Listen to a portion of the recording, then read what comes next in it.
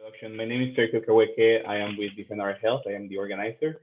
Defend Our Health is a Maine-based organization that works to make sure that everybody has equal access to safe drinking water, safe food, and safe products in general. And we do that through a variety of ways. We do legislation statewide and also federally. We try to push industry to develop stronger chemical policy and move voluntarily to use safer alternatives when possible. And we also do a lot of education and awareness campaigns. And I've been working on our safe drinking water campaign for the last 3 years now. We are trying to tackle the arsenic issue in the state of Maine, and we want to bring structural and systematic solutions that address the issue from the root cause. And we want to prevent diseases in society by addressing the root cause of exposure. So let me take a step back. I'm going to talk about legislation today and policy, but I want to take a step back and talk about the Safe Drinking Water Act, which is the main federal law that makes sure that the public drinking water has a certain quality, and this is throughout the country. So this was enacted by Congress in 1974, and it gives the EPA the authority to set national standards for drinking water, and this is in order to protect health effects from exposure to naturally occurring and man-made contaminants. The good thing about the Drinking Water Act is that it applies to all the public water systems.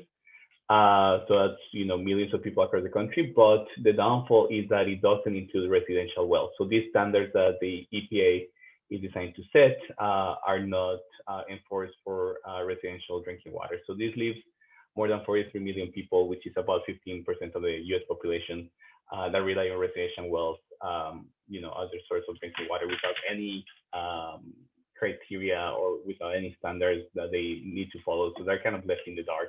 And 15% is a lot, but the percentage in Maine is a lot higher, which I'm going to talk about in the next slide. If I can change, yeah, there you go. So as I said, this is data from the state lab, and we and the state data tracking network. We can see that at least 51.7% of the homes in Maine rely on residential wells. So it's more than half, and that really speaks about how rural the state of Maine is. And we can see a map on the right that shows a little bit, and I'm going to show more graphs in a little bit, but this map shows, the counties that rely the heaviest on well water, by color. So we see that, counties like Lincoln have like 85.6%, and that's the highest county. And, again, that speaks about how rural the state is. And even Cumberland, which has a lot of cities, is 33.5% of people that rely on well water, which is, a lot higher than the 15% average across the country. And the issue, is we know that there's arsenic present, and we know that many wells in Maine have too much arsenic or other contaminants of concern. And as I said before, there's no reinforcement, there's no requirements of testing or anything. So, the residential well users are responsible for testing the water and treating for any hazards. And, many people don't know what to test for. And, if you take into consideration arsenic, which is colorless, odorless, and tasteless, you can have a perfectly looking glass of water that might be contaminated with, dangerous levels of arsenic. So we think that's a big issue. We know that arsenic is a big issue, because it's very prevalent across the state, but we are also concerned about other contaminants like uranium, radon, lead, fluoride, manganese, nitrites. Again, there's no standards that can be reinforced on well water. And ideally, our long-term goal is to develop a strong policy that really looks at well water safety and just really make sure that people have access to, information, that people are aware of the issues, but also that people can have access to testing and remediation when needed. And I'm going to talk a little bit about that later. I have this slide because, not everybody knows about arsenic, but I think we spent the whole morning hearing about arsenic, so I'm not going to spend too much time talking about it. We know it's naturally occurring in Maine. There's also evidence, as we've learned today, that there's also some man-made contamination from pesticides. We know that arsenic is highly toxic, or even long-term exposure to low levels of arsenic can be detrimental to health effects. In terms of public health, our biggest concerns are, contaminated water that is used for drinking, for food preparation, and for irrigation of food crops. And we know that there's very detrimental health impacts that are linked to arsenic, including different types of cancer, skin lesions, cardiovascular diseases and diabetes. We know that in utero and early childhood, exposure to arsenic has been linked to negative impacts on cognitive development and increased deaths in young adults. And we know that the solution is to provide drinking, safe drinking water to communities that are impacted by arsenic contamination in their well water. We are a public health organization, so we pay a lot, close attention to the health impact that arsenic has in people. So as I mentioned before, arsenic is linked to bladder, skin, and lung cancer. We know that in Maine and New England states, bladder cancer rates are 20% higher than in the rest of the nation. There was a study made by the National Institute of Health that reported that those people who drank the most well water had almost twice the risk of bladder cancer as those who drank the least. And the International Agency for Research on Cancer concluded that, in fact, arsenic causes cancer of lung, urinary bladder, and skin. So we know it's a big issue with real health impact. We also know that arsenic harms the brain development. There was actually a study in 2014 conducted in Maine with school children that showed that elevated levels of arsenic in well water show a decline of average IQ scores, from 5 to 6 points lower than their peers. So we know that across the state, this means that more and more students are likely to require special education services and may face a lifelong challenges in their success. So we know that there's real impact in society as a whole as well. And the issue is, there's arsenic throughout the state. We know that at least 1 in every 6 wells has too much arsenic based on the data that we have available. This is a map that shows the percent of household wells tested in each county that have arsenic levels that exceed the current federal health standard. And I want to emphasize that the current federal health standard is 10 micrograms per liter or parts per billion.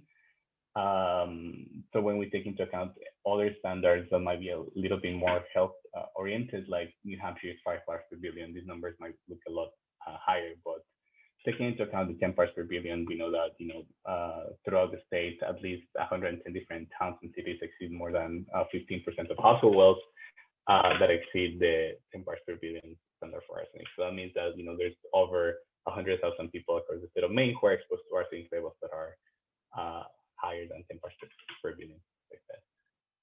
If we break that by county, I'll break it by county first. So first, this is like the top 10 towns and cities across the state that exceed the standard. So we see, a lot of coastal cities across the state, including, Manchester, Gorham, Elliott, Monmouth, Columbia, Surrey, Winthrop, Hallowell, Columbia Falls, and Boston. So this is really coastal cities, where people are exposed to high levels of arsenic in their underground water. And this is just to kind of give a big picture of what is the magnitude of the issue across the state. So this graph shows, the breakdown by county. And again, this is somewhere around 15% average across the state. Even Cumberland, is number 4. So the big issue with having a lot of arsenic is also that people are not testing. We know from data provided by the state that a little over half of the population in the state know to test their well water. So that number has increased a little bit in the last couple of years, just a couple of percentage points. But half the population is not testing for arsenic in the well water, and we think that that's a big issue. Especially thinking that sometimes it can be due to lack of knowledge, or there's no education around the issue. But also there's other barriers like cost. As we saw on the first presentation, I think a basic well test kit can cost around $100.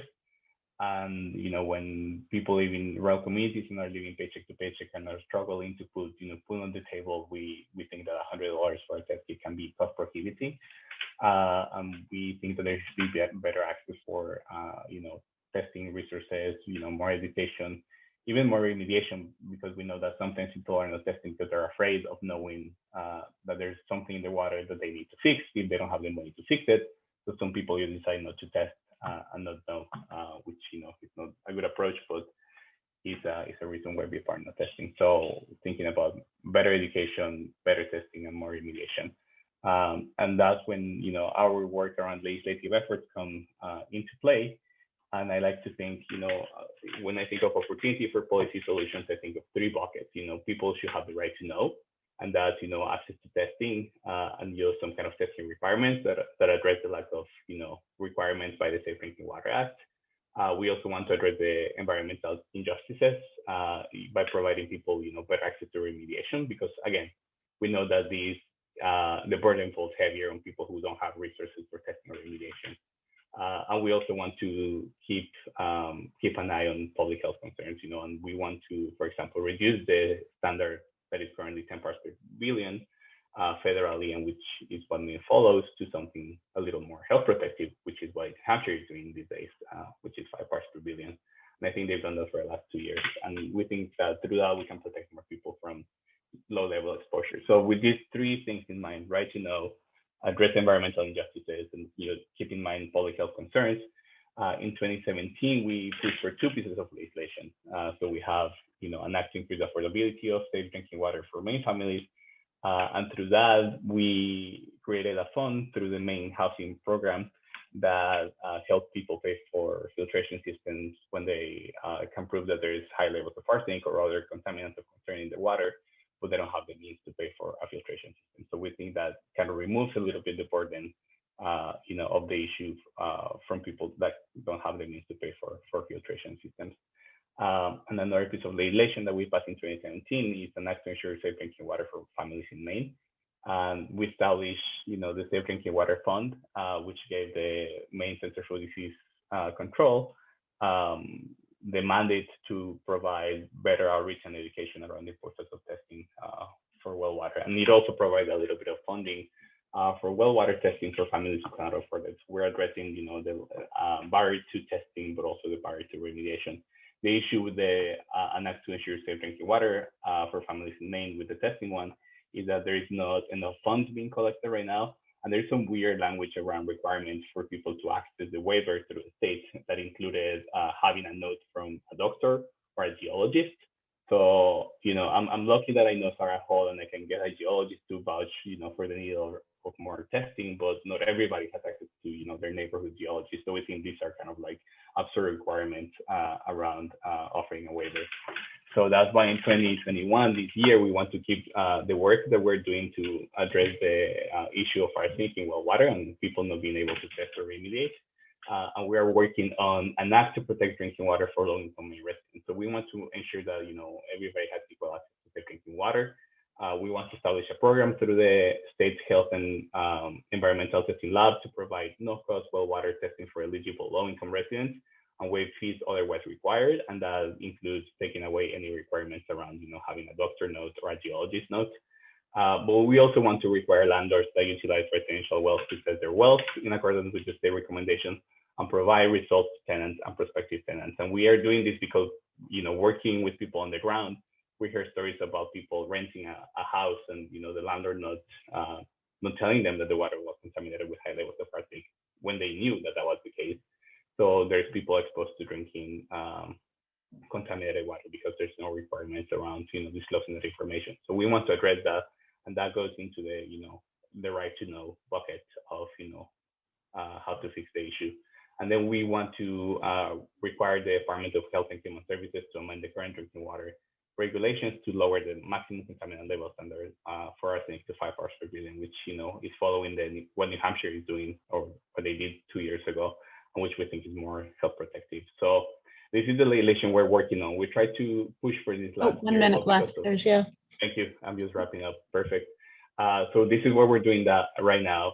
This is going to a state house. So, we are working and advocating for these, talking to legislators at the state house and the state senate, talking at the Committee for Health and Human Services, and making sure that these can go through. And part of the work that we're doing in partnership with the Mount Desert Island Biological Lab is reaching out to teachers and students to talk to them about what are some opportunities for, addressing this issue in a more structural and holistic way, and thinking about the data to action piece, right? Thinking about how we can implement all this knowledge that the students have been learning throughout doing outreach and doing sampling and doing the research, and how their experiences can help us, convince legislators that this is an issue that is affecting people in the state, and that we need these solutions to protect people from being exposed to arsenic in well water. So this is a really exciting partnership. But I also want to, just encourage everybody today that we all can do a little bit of advocacy. So if people are interested in helping us advocate for this, or if people want to help us do more outreach and offer more testing, we are always happy to work with people on this advocacy piece and kind of moving data into action and the action piece of it. So if there's any questions, I'm happy to answer. But I'm also sharing my email, so I'm happy to answer questions there. That shouldn't be a comma. That's defendourhealth.org. Sorry for the typo, and I'm gonna wrap it up.